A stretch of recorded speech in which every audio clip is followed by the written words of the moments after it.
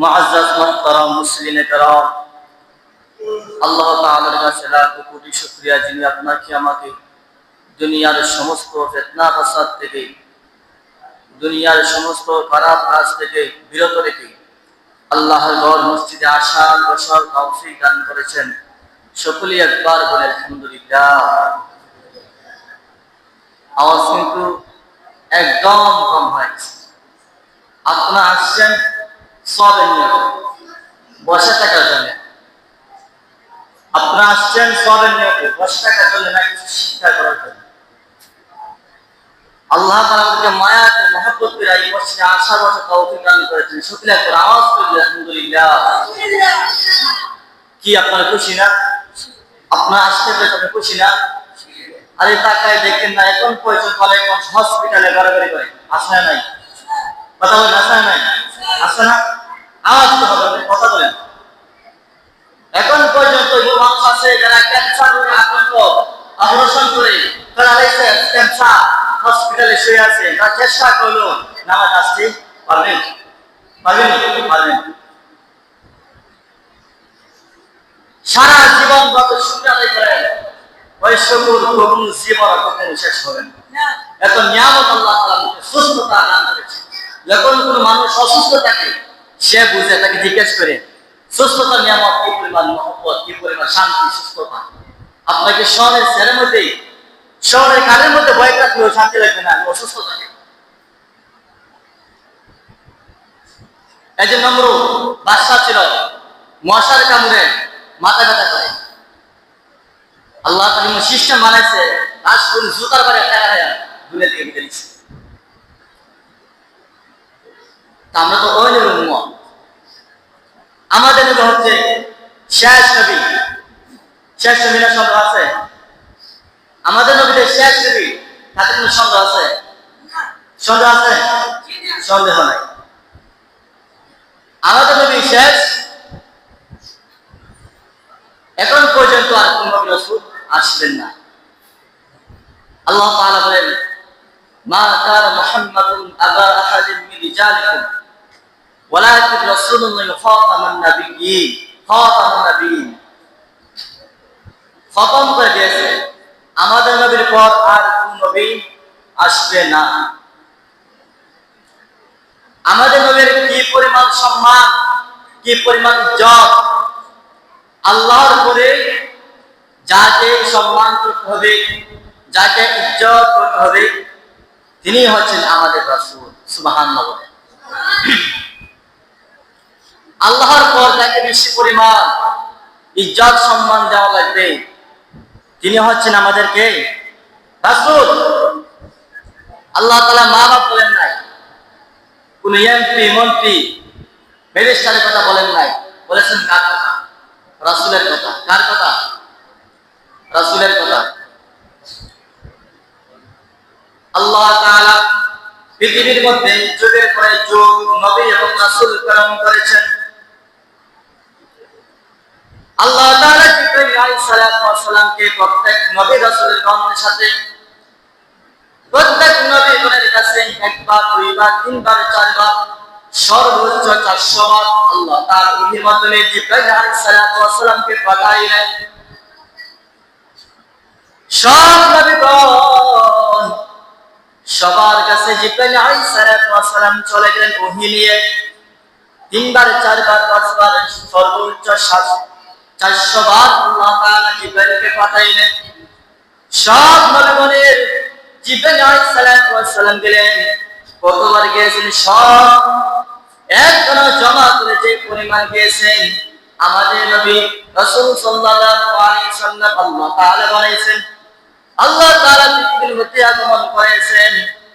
আমাদের রাসূল সাল্লাল্লাহু আলাইহি ওয়াসাল্লামের কাছে জিবরাইল একবার না, দুইবার না, তিনবার না, চারবার না, 5বার না, 24,000 বার আল্লাহ তাআলা জিবরাইলকে পাঠাইলেন। সুবহানাল্লাহ। কয়বার পাঠাইলেন? 24,000 বার ওহী আল্লাহ তাআলা জিবরাইলকে পাঠাইলেন, অন্য নবীর কাছে পাঠাই নাই। আমাদের নবীর কি পরিমাণ সম্মান জানেন? সব নবী রাসূলগণের আল্লাহ তাআলা নবুয়ত প্রকাশ করার জন্য কিছু মর্যাদা দান করেছেন। কি দান করেছেন? কিছু অলৌকিক মর্যাদা আল্লাহ তাআলা দান করেছেন। কোন কোন নবীকে একটা, দুইটা, তিনটা, চারটা, পাঁচটা মর্যাদা দান করেছেন। কোন নবীকে লাঠি থেকে সাপ পরিণত করা মর্যাদা দান করেছেন। মৃত থেকে জীবিত করা, এই অলৌকিক ঘটনা ঘটানোর ক্ষমতা দান করেছেন। কিন্তু আমাদের নবী রাসূল সাল্লাল্লাহু আলাইহি ওয়াসাল্লাম আল্লাহ তাআলা বলেন, জন্ম থেকে মৃত্যু পর্যন্ত গোটা জিন্দেগি আল্লাহ তাআলা মর্যাদা হিসেবে দান করেছেন। সুবহানাল্লাহ। নবীজি দুধ মুবারক ছিল এত সুগন্ধি, আতর, সেন্ট সব কিছুতে। নবীজির কি দুধ মুবারক, সকল রোগের শেফা। নবীজির গাম মুবারক সুগন্ধি, নবীজির প্রস্রাব মুবারক সুগন্ধি, নবীজির পায়খানা মুবারক সুগন্ধি। আল্লাহ তাআলা এমন একজন নবী আমাদের কাছে পাঠাইলেন।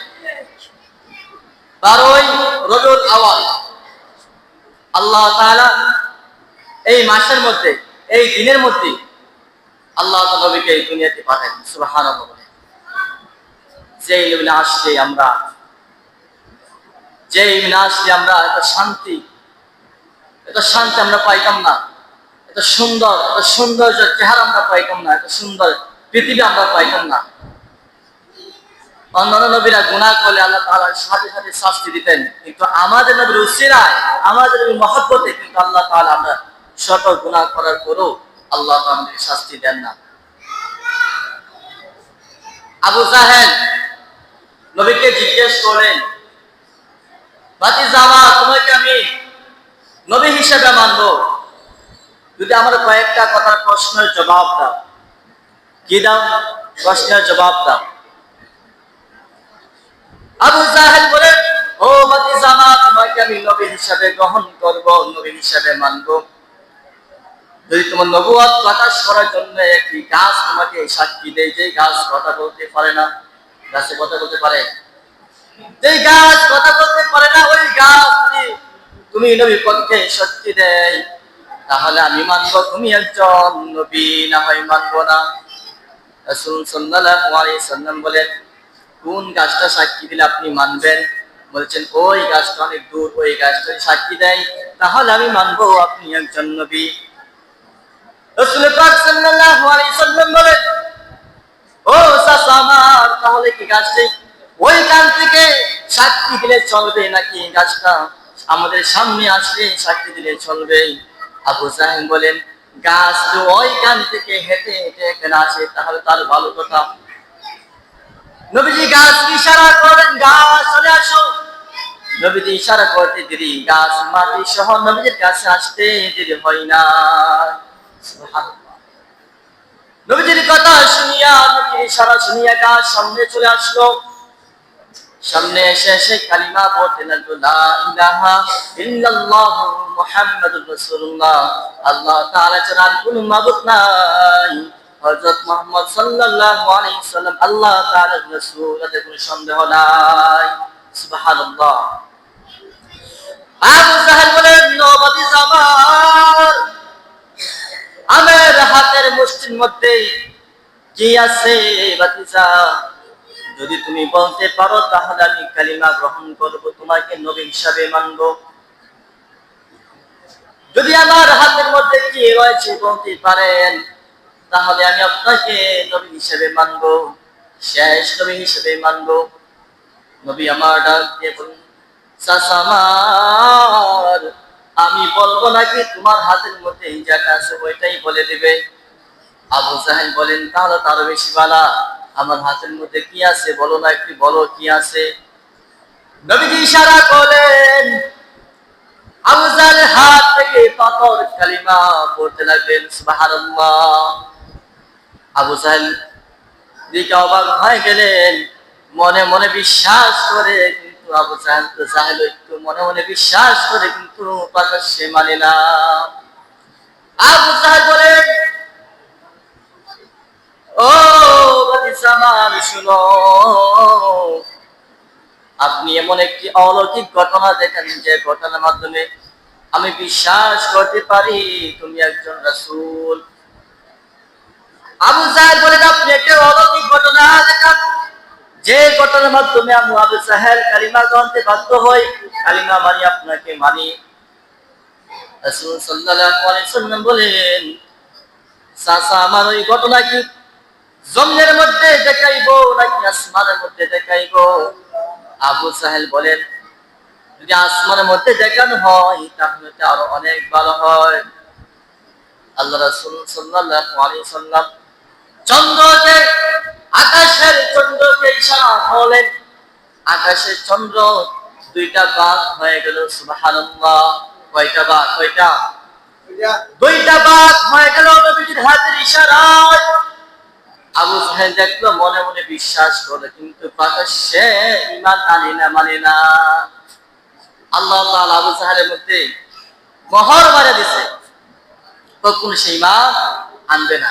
এটা অলৌকিক ঘটনা দেখার পরও ঈমান আনে না, তার মধ্যে আল্লাহ তাআলা কি মারছে? মোহর মেরে দিছে। আবু জাহেল বলেন, ও ভাতিজা আমার, এত সুন্দর অলৌকিক দেখাইছো, মনে হয় আমারও চোখের মধ্যে তুমি জাদু দিয়া ঠান্ডা লাগাই দিছো, আমি মানি না। কেমন শয়তানের কথা বোঝায়, কি বলে? সে মানে না। রাসূল সাল্লাল্লাহু আলাইহি ওয়াসাল্লাম মসজিদের মধ্যে যায় ফজর নামাজ পড়ার জন্য। আবু জাহেল বলেন, মনে মনে কুচিন্তা, কিভাবে রাসূলকে গর্তের মধ্যে পালানো যায়। রাত যখন গভীর হয়ে যায়, আবু জাহেলের সাঙ্গ পাঙ্গ নিয়া মসজিদের আশেপাশে একটি বড় একটি গর্ত করিলেন। ওই গর্তের মধ্যে পড়ে গেলে সবাই মিলে মাটি চাপা দিয়ে রাসূলকে মেরে ফেলবে। নাউজুবিল্লাহ। কি ধরনের নিম্ন মানসিকতা আবু জাহেলের ছিল! নবীজিকে মারার জন্য মসজিদের সামনে কি করলেন? গর্ত করলেন। গর্ত করে ওই গর্তকে কাপড় দিয়া ঢাকা রাখলেন। আবু জাহেল চলে গেলেন। রাসূল সাল্লাল্লাহু আলাইহি ওয়াসাল্লাম সব কিছু জানেন, আবু জাহেল কি করে এবং কি করে না। নবী জানেন কি জানেন না? জানে না। নবী জানে আবু জাহেল গর্ত করেছে। যখন নবীজি রওনা হবে মসজিদে যাওয়ার জন্য, আল্লাহ তাআলা বলেন, জিবরাইল যাও যাও, ওই গর্তকে ফুলের বাগান বানায়া দাও। সুবহানাল্লাহ। ওই গর্তটা কি হয়ে গেল? ফুলের বাগান হয়ে গেল।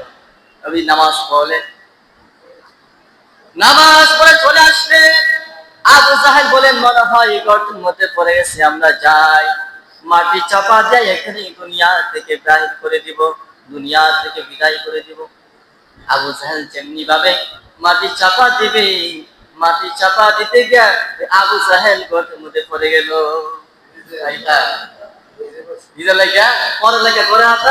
নিজে পরি মরে।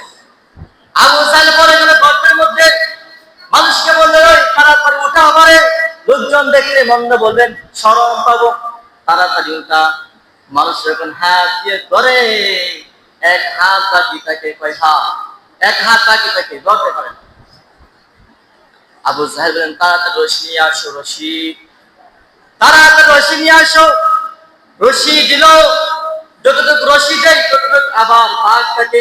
আবু জাহেল রশি ধরতে পারে না, গর্তের ভিতরে যাই, ভিতরে যাই, ভিতরে যাই, এমন একটি অবস্থা হয়ে গেল, মাটি মনে হয় উপর থেকে আপনি আপনি পড়ে যাবে, এমন অবস্থা হয়েছে। আবু জাহেল বলেন, ও আমার সাঙ্গ পাঙ্গুরা, যাও, যাওয়া দেরি করিও না, আমার মুহাম্মদ খাদিজাকে নিয়ে আসো। সুবহানাল্লাহ।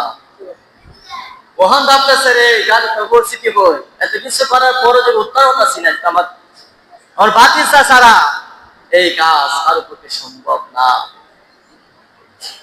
আল্লাহ রাসূলের কাছে খবর পাঠাইলেন, জিজ্ঞেস করলেন। আল্লাহ রাসূল সাল্লাল্লাহু আলাইহি সাল্লাম চলে আসলেন, বলতেছেন, চাচা আমার কি হয়েছে আপনার? বলতেছেন, তাড়াতাড়ি গর্ত থেকে আমাকে ওঠা বলতেছি। নবীজি বলেন, চাচা আমার শর্ত আছে, গর্ত থেকে উঠাইমু, কিন্তু আপনাকে কালিমা গ্রহণ করতে হবে, কালিমা পড়তে হবে। আবু জাহেল বলেন, ঠিক আছে, আপনার কালিমা গ্রহণ করব। তা আবু জাহেল বলতেছেন, রাসূল বলেন, ভাতিজাবাদ, রাসূল বলেন, ও আমার, যদি আপনি কালিমা গ্রহণ করেন, ইসলাম গ্রহণ করেন, আপনাকে আমি উদ্ধার করে দিব। আবু জাহেল বলেন, ঠিক আছে, আমি আপনার কাছে কথা দিলাম, আগে আমাকে গর্ত থেকে বাহির করে, তারপরে আমি আপনার কালিমা গ্রহণ করব, ইসলাম গ্রহণ করব। রাসূল সাল্লাল্লাহু আলাইহি সাল্লাম হাত বাড়ায়া যেই মানুষগুলা দড়ি দিয়া ওই আবু জাহেলকে ধরতে পারলো না, উদ্ধার করতে পারলো না, আল্লাহ রাসূল সাল্লাল্লাহু আলাইহি সাল্লাম এত সুন্দর বরকতময় হাত দিয়ে যখন আবু জাহেলের হাত কাটা ধরলেন, সঙ্গে সঙ্গে আল্লাহ তাআলা কুদরতির মাধ্যমে উদ্ধার হয়ে গেলেন। সুবহানাল্লাহ। গর্ত থেকে বাহির হইয়া বলতেছেন, তোমার কালিমা আমি মানি না। যে মানবার একবারই মানে, যে না মানবার 100 বার মানে। আবারও স্বীকার করতে লাগলো, না না, এটা তোমার কোন জাদু, আমি মানি না। মনে মনে ভাবে, কিন্তু প্রকাশ করে না। আল্লাহ তাআলা নবীর নবুয়ত প্রকাশ করার জন্য কিছু কিছু অলৌকিক ঘটনা দিয়েছেন, যে ঘটনাগুলো দেখলে মানুষ অবাক হয়ে যায়। আল্লাহ রাসূল সাল্লাল্লাহু আলাইহি সাল্লাম খন্দকের যুদ্ধের ময়দানে চলে গেলেন। যুদ্ধ করতে লাগলেন। রাসূল সাল্লাল্লাহু আলাইহি সাল্লাম যুদ্ধের মধ্যে সেনাপতি, সেনাপতি ছিলেন। এক সাহাবী জিজ্ঞেস করলেন, নবী আমার পেটের মধ্যে অনেক ক্ষুধা, পেটের মধ্যে ক্ষুধার কারণে পাথর পেটে রেখেছি। আল্লাহ রাসূল বলেন, তোমার পেটের মধ্যে একটি পাথর বেঁধে রেখেছো, তুমি আমার দিকে তাকাই দেখো, আমার খিদার কারণে 2টি পাথর আমি রাসূল বেঁধে রেখেছি। সুবহানাল্লাহ। ইসলামকে কায়েম করার জন্য কতটুকু কষ্ট করেছে, যিনি তো জাহানের বাদশাহ রাহমাতুল লিল আলামিন। নবীজির আগমনে যখন রাসূল সাল্লাল্লাহু আলাইহি ওয়াসাল্লাম উহুদ পাহাড়ের মধ্যে চলে যায়, ডান্ডা মুবারক শহীদ হয়ে যায়। পাহাড় বলেন, নবী আমার একবার হুকুম দেন, আমি আপনার জন্য আরামদায়ক হয়ে যাব, পাথর আমি স্বর্ণ হয়ে যাব। নবী বলেন, না, আমি কষ্ট করতে চাই, আমার উম্মতগণ বুঝত যে আমি নবী কষ্ট করে করে ইসলাম প্রচার করেছি, সিংহাসনে না, বাদশাহী করে আমি নবী ইসলাম প্রচার করি নাই, কষ্ট করে করে আমার শরীর থেকে রক্ত মুবারক জড়ে জড়ে কান্নার মুবারক শহীদ করে ইসলাম প্রচার করেছি, সেটা আমার উম্মতগণ যেন বুঝে বুঝে ইসলাম গ্রহণ করে। খন্দকের যুদ্ধের সময় সাহাবী বলেন, নবী আমার পেটের মধ্যে অনেক খিদা। নবীজি বলেন, তোমার পেটের মধ্যে একটি পাথর, আমার পেটের মধ্যে 2টি পাথর।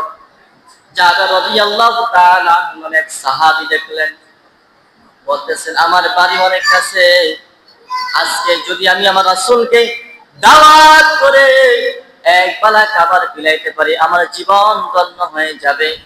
দৌড়াইয়া বাড়িতে মধ্যে চলে গেলেন। তার স্ত্রীকে বললেন, বিবি আমার, ঘরের মধ্যে কি আছে আমাকে বলো, একটু জানাও, আমি আল্লাহ রাসূলকে দাওয়াত করতে চাই, আল্লাহ রাসূলকে এক বেলা খাবার খাওয়াতে চাই। বিবি আমার, বলো তোমার ঘরের মধ্যে কি আছে? তার স্ত্রী ডাক দিয়ে বললেন, স্বামী আমার, ঘরের মধ্যে তেমন কিছু নাই, কিছু সংখ্যক আটা আছে, একটা বরকি বাচ্চা আছে, 1 থেকে 3 জন, 3 জন থেকে 4 জন পরিমাণ মানুষ খাবার খাইতে পারবে, এর পরিমাণ বেশি খাবার হবে না। জাবের রাদিয়াল্লাহু তাআলা বলেন, স্ত্রী আমার, আর দেরি করিও না, তাড়াতাড়ি আপনি পাক করেন, আমি আল্লাহ রাসূলকে দাওয়াত করব। তার স্ত্রী ডাকতে বলেন, স্বামী আমার, দাওয়াত করবা বলো কোথায়, কিন্তু আল্লাহ রাসূলের আশেপাশে অনেক সাহাবা আছে, তারাও তো ক্ষুধার্ত, দূর থেকে দাওয়াত করবা না, দূর থেকে দাওয়াত দিবাই না, কাছে গিয়া কানে কানে দাওয়াত দিবা, যাতে অন্য সাহাবীরা না শুনে। জাবের রাদিয়াল্লাহু তাআলা তার স্ত্রীর কথা শুনিয়া চলে গেলেন। আল্লাহ রাসূলকে বললেন, নবী আমার, আমার ঘরের মধ্যে আপনার দাওয়াত, একবার আপনি খাবার খাবেন। কাকে বললেন? আল্লাহ রাসূলকে বললেন। জাবের রাদিয়াল্লাহু তাআলা আল্লাহ রাসূল বললেন, নবী আমার, আপনি এক বেলা আমার ঘরের মধ্যে দাওয়াত খাবেন। এই কথা বলেছেন নবীকে। নবী ডাক দিয়ে বলেন, ও খন্দকের যুদ্ধের সাহাবীরা শুনো, আজকে আমরা সবাই মিলে জাবেরের ঘরের মধ্যে যাব দাওয়াত খাওয়ার জন্য। সুবহানাল্লাহ বলেন। জাবের দাওয়াত দিছে একজনকে, নবীকে। নবী দাওয়াত দিছে হাজার হাজার সাহাবীদেরকে। বলেন, ও সাহাবীরা শোনো, আজকে আমরা সবাই মিলা সবাই একসাথে সাহাবী জাবের রাদিয়াল্লাহু তাআলা আনহুর বাড়িতে যাব একবার দাওয়াত খাওয়ানোর জন্য। জাবের রাদিয়াল্লাহু তাআলা আনহু মনের মধ্যে ভয় ঢুকে গেল, হাই হাই, ঘরের মধ্যে 2 থেকে 3 জনের খাবার, রাসূল দাওয়াত করেছেন হাজার হাজার সাহাবী, আমি কিভাবে মেহমানদারি করব? চিন্তার মধ্যে পড়ে গেলেন, পরেশানির মধ্যে পড়ে গেলেন। নবীজি সাহাবীদেরকে নিয়ে জাবের রাদিয়াল্লাহু তাআলা আনহুর বাড়িতে রওনা হয়ে গেল। জাবের রাদিয়াল্লাহু তাআলা আনহু আগে আগে চলে গেলেন তার বাড়ির মধ্যে। তার স্ত্রীকে বললেন, বিবি আমার, দরজা খুলো, দরজা খুলে তাকায়া দেখো সামন দিকে। সুবহানাল্লাহ। বিবি বলেন, আমি তো দেখতে পেলাম আল্লাহ রাসূলের সাথে অনেক সাহাবী, হাজার হাজার সাহাবী। স্বামী আমার তোমাকে বলেছে একজন দাওয়াত করার জন্য, আল্লাহ তাআলা রাসূলকে দাওয়াত করার জন্য। তুমি সবাইকে দাওয়াত করেছো? বলেন, না, আমি সবাইকে দাওয়াত করি নাই, আমি আমার রাসূলকে দাওয়াত করেছি। আমার রাসূল সবাই সাহাবী দাওয়াত করলেন, কিন্তু জাবের রাদিয়াল্লাহু তাআলা আনহুর স্ত্রীর, ওনার বিবির ঈমান ছিল বড়ই কঠোর, বড়ই শক্ত ঈমান। বিবি ডাককে বলে, সাহেব আমার চিন্তার কোনো কারণ নাই, আপনি দাওয়াত দিয়েছেন রাসূলকে, রাসূল দাওয়াত দিয়েছেন সমস্ত সাহাবা کرامকে, চিন্তার কোনো কারণ নাই, পরেশানির কোনো কারণ নাই, যিনি দাওয়াত দিয়েছেন উনি সব কিছু সমাধান করবেন। সুবহানাল্লাহ। আল্লাহ রাসূল সাল্লাল্লাহু আলাইহি ওয়াসাল্লাম জাবের রাদিয়াল্লাহু তাআলা আনহুর কাছে গেলেন, ঘরের মধ্যে প্রবেশ করলেন। হাজার হাজার সাহাবীরা বাহিরে অপেক্ষা করতে লাগলেন। জাবেরকে বললেন, তোমার পাকঘর কোথায়? ওই পাকঘরের মধ্যে আমাকে একটু নিয়ে যাও। আল্লাহ রাসূল বললেন, ও জাবের, যতক্ষণ পর্যন্ত মেহমানদারি না শেষ হবে, তুমি ততক্ষণ পর্যন্ত তোমার চুলার মধ্যে আগুন জ্বালাইতে থাকবা, আগুন জ্বালাইতে থাকবা। নবীজি সাহাবীদেরকে বললেন, ও সাহাবীরা শুনো, তোমরা 10 জন করে একের পরে এক চলে আসবা। রাসূল সাল্লাল্লাহু আলাইহি সাল্লাম তার বরকতময় হাত দিয়া একজন সাহাবীকে 3টা করে রুটি পরিমাণ মতো গোশত দিয়া একজন একজন করে বিদায় দেয়। এমন করতে করতে 3 থেকে 4,000 সাহাবী একসাথে মেহমানদারি হয়ে গেল। সুবহানাল্লাহ। নবীজির হাতের কি পরিমাণ বরকত! 2 থেকে 3 জনের খাবার 3 থেকে 4,000 সাহাবীরা খাইলো। সুবহানাল্লাহ বলেন। 3 থেকে 4 থেকে 4,000 পর্যন্ত সাহাবীরা যুদ্ধের ময়দান থেকে জাবের রাদিয়াল্লাহু তাআলা বাসার মধ্যে আসার পর সব সাহাবী পেট ভরে খাবার খাইলো। এটা হচ্ছে নবীজির মুজিজা, সম্মানিত। সুবহানাল্লাহ। আমাদের নবীজির সম্মান বেশি নাকি কম? কথা বলেন না কেন? বেশি নাকি কম? আমাদের নবীর ইজ্জত সম্মান অন্য অন্য নবীদের সম্মানের চেয়ে বেশি নাকি কম? অতুলনীয়, তার কোনো তুলনা নাই।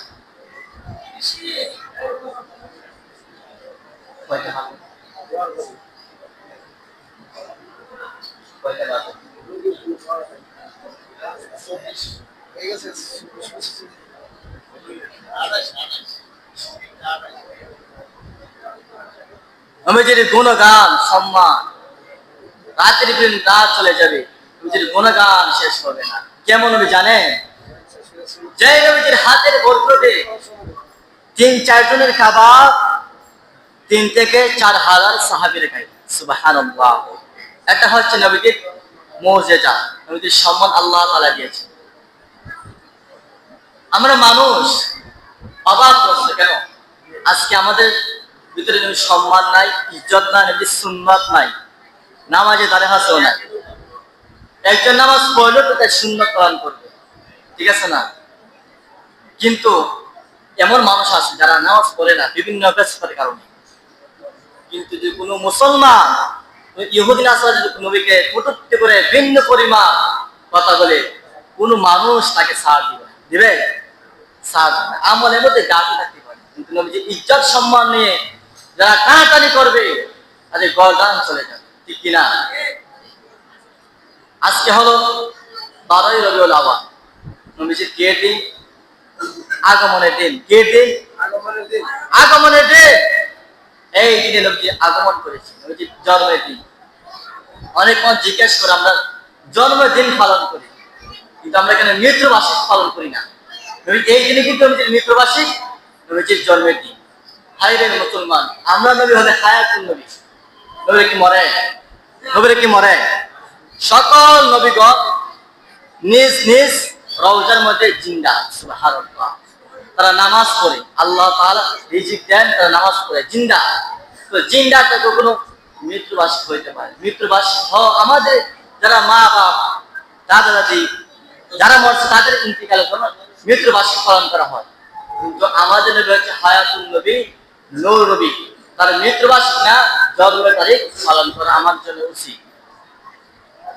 গোটা মুসলিম উম্মাহর আজকে 12 রবিউল আউয়াল বিভিন্ন জায়গায় মিছিল হয়, এবং কালকে শনিবার, আজকে যেহেতু জুমাতে সবাই মিছিল দিবে না, কালকে দেখবেন অনেকে ফেসবুক চালান না, দেখবেন অনেক অনেক মানুষগণ, হাজার হাজার মানুষগণ র্যালি দেয়, মিছিল দেয়। এতে কি নবীর সম্মান কমে নাকি বাড়ে?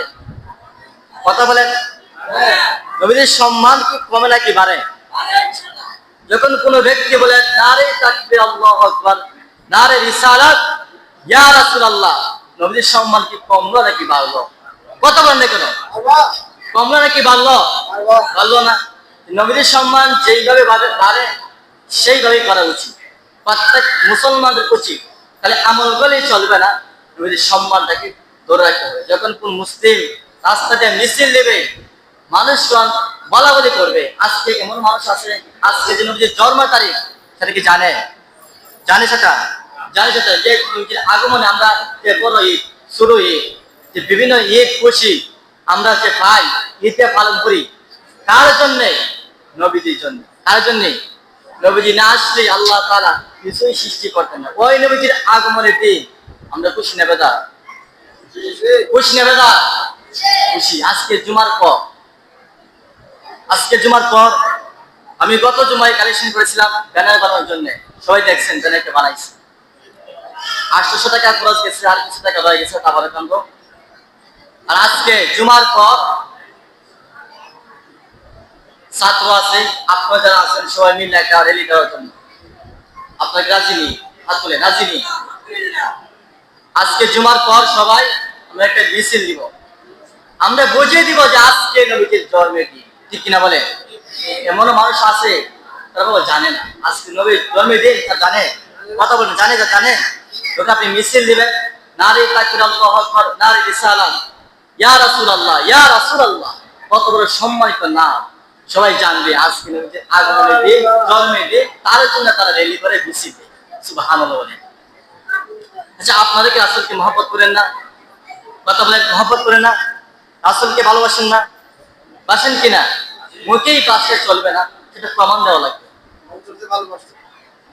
সবাই যারা রাসূলকে ভালোবাসেন, অন্তত আজকে রাসূলকে মহব্বত করেন, ভালোবাসে, আজকে জুমার পর মিছিল দিব, সবাই তাকে নেবা। এটা একটু রাসূলের একটা আদর্শ, সবাই তাকে লাগবেই। কারণ এটা নবীজির সম্মান বাড়ে, আর নবীজির যেভাবে সম্মান বাড়বে, প্রত্যেক মুসলমানের সেটাই উচিত সম্মানকে ধরে রাখা। কি রাখা? সম্মানকে ধরে রাখা। যখন আমরা মিছিল দিব, সকল মুসলমানগণ বলবে যে তারা মিছিল কেন দেয়? যখন বলবেন আজকে নবীর জন্মদিন, নবীর জন্মদিন বলবেন আজকে নবীর খুশি দিন, বলে আজকে নবী খুশি না জানবে। অন্তত একটু মানুষের সাথে কথা অনেক ফেসবুক ছাড়া দেখবেন, ফেসবুকের মধ্যে অনেক র্যালি, অনেক মিছিল।